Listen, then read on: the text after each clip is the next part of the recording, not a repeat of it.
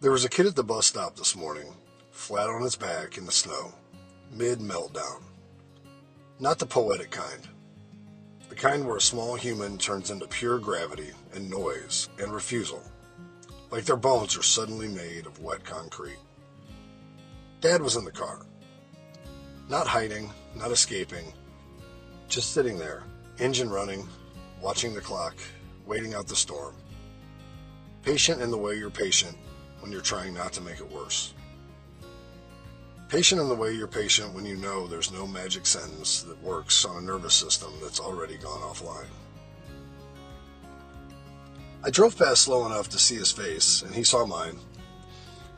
We did that thing adults do when we don't know each other, but we recognize the moment anyway. That quick glance that says, I see you. I understand. This is hard. He gave me the look back. Not a performance, not a complaint. Just a flash of that thought every parent has had at least once. I know exactly how to end this, but I can't. Not because he wanted to hurt the kid. Not because he was angry. Not because he was unsafe. Because the world is watching, and the world doesn't listen the way it used to. There's a kind of parenting problem that isn't actually about parenting at all. It's all about permission.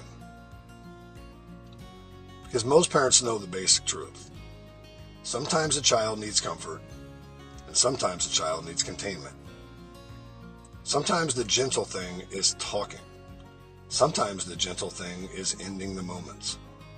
Not negotiating forever. Not waiting indefinitely. Not begging a crying body to calm down because it's the polite thing to do in public. Just ending it. Pick them up, put them in the car, strap them in. No, we're going. Not cruel, not dramatic, not violence, just boundary, just reality. And what struck me wasn't even the fit. Kids have fits. That's part of the deal. What struck me was how careful the dad had to be about something that used to be completely normal. Physically stopping your own child from doing something. Even saying that sentence out loud now feels like stepping onto thin ice. Because we live in a time where the second you talk about boundaries, someone somewhere starts hearing a different conversation entirely. A much darker one. A much louder one. The worst one. We don't just disagree anymore. We assume intent. We assume the person talking is secretly trying to hurt someone. We assume they mean the extreme version. We assume they're hiding something. We assume they're dangerous. We assume the worst and then congratulate ourselves for noticing it. It's not that we become more moral. It's that we become less generous. And it shows up in the strangest places. Like a bus stop on a cold morning. In the 80s and 90s, if somebody said, someone better get control of that kid, everyone knew what that meant. It meant step in, be a parent, stop the behavior. It didn't mean harm your child. It didn't mean traumatize them. It didn't mean become a monster. But now we've trained ourselves to take ordinary statements and process them like threats. Not because everyone is evil, but because we're consuming a steady diet of the worst people on earth, broadcast in high definition, served to us on an endless loop. We see the outliers all day long. The clips, the scandals, the crimes. The can you believe this? And our brains do what brains do. They start acting like the outliers are the baseline. So trust erodes. And with trust erodes, listening changes. We don't listen to understand anymore. We listen to catch. We listen for the moment we can say, aha. We listen for the phrase we can clip.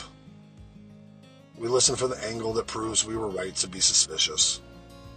We listen like detectives, not neighbors. That's what I saw in that dad's face. Not fear of his kid, fear of the crowd. Fear of being misunderstood. Fear that if he makes the simplest, most common sense move in the world, somebody will interpret it as something it isn't. And once that becomes the default, everybody loses.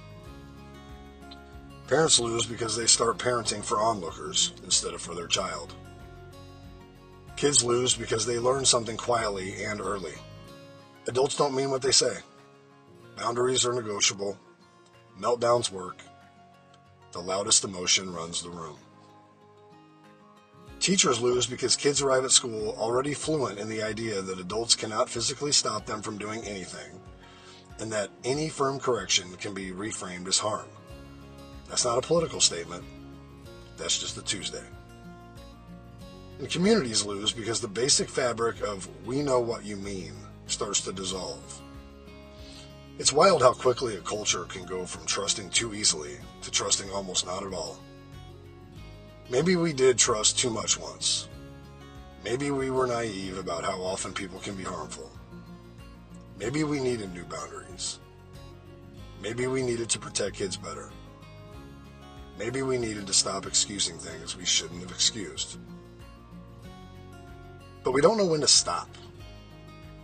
We have a talent for taking a correction and turning it into a religion. We take a necessary safeguard and stretch it until it becomes paralysis. We keep going until common sense starts looking like danger. And that's how you end up at a bus stop with a dad who knows the loving thing to do is to end the moment. But he can't, because everybody's watching and nobody trusts anybody. That's what scares me more than the fit. Not the kid's meltdown, those pass. It's the adult's hesitation. It's the way we've trained ourselves to assume the worst about ordinary people in ordinary moments, and then we act shocked when those people stop speaking plainly, stop acting confidently, stop stepping in. Because when every sentence needs 3 disclaimers, people eventually stop talking. And when people stop talking, all we're left with are the loud ones. The extreme ones. The ones who don't care how they're perceived. That's not a healthier world. This is the quieter majority and a noisier fringe. This morning I watched a kid in the snow, a dad in a car, and a bus pulling up like the whole day depended on that moment resolving itself. And it did, eventually. It always does. But I kept thinking about how much of modern life feels like that. A moment that needs to end. A person who could end it. A crowd that makes them hesitate. A culture that no longer assumes good faith. Maybe the real problem isn't that kid's meltdown. Maybe the real problem is that we've forgotten how to trust each other's meaning. And maybe the first step back is simple. When someone says the obvious thing, stop assuming the worst version. Assume the human one.